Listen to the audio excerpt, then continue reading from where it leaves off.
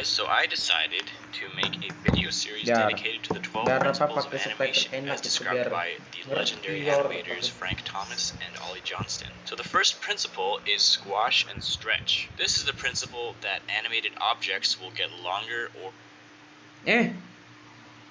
flatter to emphasize their speed, momentum, weight, and mass. Here's a bouncing ball that has squash and stretch. And here is one without squash and stretch. See the difference?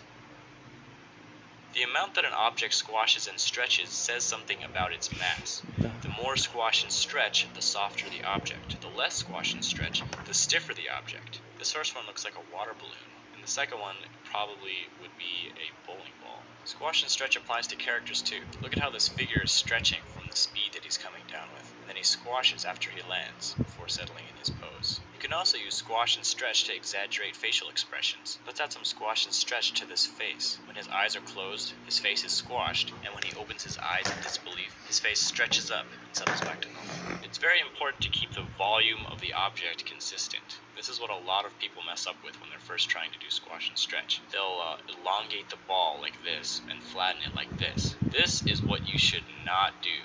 The overall volume of the ball must be the same. So as the ball gets longer, it also gets narrower.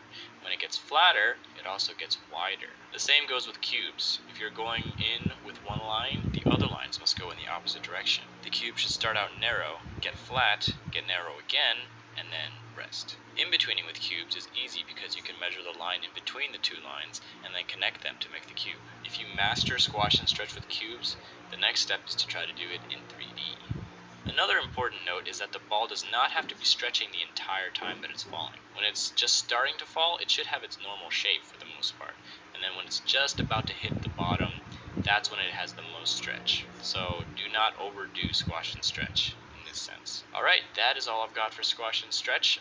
The next principle will be anticipation. I hope you learned something, and I'll see you guys in the next video.